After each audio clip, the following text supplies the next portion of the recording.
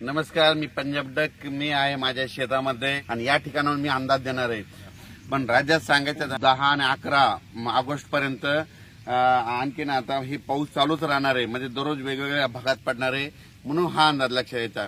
त्याच्यानंतर राज्यातल्या सर्व शेतकऱ्याला सांगू इच्छितो की मग काय झालं, जळगाव जिल्ह्यातल्या, नंदुरबार, धुळे जिल्ह्यातल्या शेतकऱ्याचे फोन आले, आमच्या इकडे पाऊस नाही, तुमच्या इकडे तर भरपूर पडायलाय. तर त्यांना सांगू इच्छितो की सध्या जे आता जे पाऊस येणार आहे म्हणजे 12 तारखेपर्यंत, 12 ऑगस्ट पर्यंत ते काय होणार आहे, तुमच्याकडे पिकांना जीवदान ठरणारच पडणार आहे.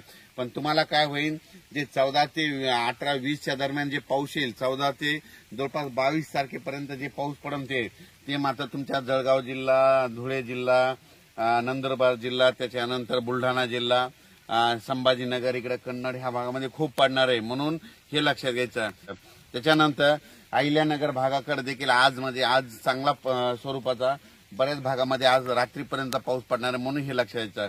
त्याच्यानंतर सातारा, सांगली, सोलापूर, कोल्हापूर, धाराशिव, लातूर, पुणे तिकडे तर पाऊस हे 12 तारखेपर्यंत हे दररोज वेगवेगळ्या भागात चालू असणार आहे, म्हणून हा अंदाज लक्षात घ्यायचा.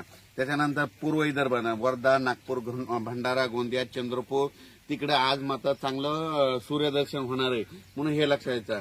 आपण पूर्व विदर्भातल्या शेतकऱ्याला सांगू इच्छितो की तुम्हाला ना म्हणजे आणखीन 10, 11, 12च्या दरम्यान परत एकदा पाऊस येणार आहे, वेगवेगळ्या भागात पडणार आहे. पूर्व विदर्भात आणि पश्चिम विदर्भात म्हणजे 6 5 11 जिल्ह्यामध्ये दररोज या 12 ऑगस्ट पर्यंत दररोज वेगवेगळ्या भागात जोराचा पाऊस पडणार आहे, मोठ्या थेंबाचा पडणार आहे, म्हणून हा अंदाज लक्षात येतात. पण पूर्व विदर्भ आणि पश्चिम विदर्भातल्या शेतकऱ्याला आणखीन एक सांगू शकतो की 6 5 11 जिल्हे म्हणजे वर्धा, नागपूर, भंडारा, गोंदिया, चंद्रपूर, यवतमाळ, वाशिम, हिंगोली, अमरावती, त्याच्यानंतर बुलढाणा, अकोला, अकोट, परातवाडा, बेतूल, इकडे मध्य प्रदेश, त्या शेतकऱ्याला सांगू इच्छितो तुम्ही काय करा, 14 तारखेच्या आत तुम्ही तुमचे काय करा, जिथं पाणी साचत असलं तर खतं टाकून घ्या. कारण की 14 ते 22च्या दरम्यान म्हणजे 14 ऑगस्ट पासून 22च्या दरम्यान तुमच्या इकडे खूप पाऊस पडणार आहे, ठिकठिकाणी मुसळधार पडणार आहे, म्हणून हे विदर्भातल्या शेतकऱ्यांनी अंदाज लक्षात द्यायचा. आणि तसा तो पाऊस पुन्हा काय होणार आहे, 14 ते 18च्या दरम्यान मराठवाड्यात देखील 7 जिल्ह्यामध्ये लातूर जिल्हा, नांदेड जिल्हा, हिंगोली जिल्हा, बीड जिल्हा, परभणी जिल्हा, जालना जिल्हा, संभाजीनगर, धाराशिव या मराठवाड्यातल्या जिल्ह्यात देखील वेगवेगळ्या भागात चांगला पाऊस पडणार आहे. जे तळे भरायचे राहिले असतील बीड जिल्ह्यातले, कडाष्टीतले, ते देखील ते छोटे छोटे तलाव या 14 ते 22च्या दरम्यान भरून जातील, म्हणून हे अंदाज लक्षात द्यायचा.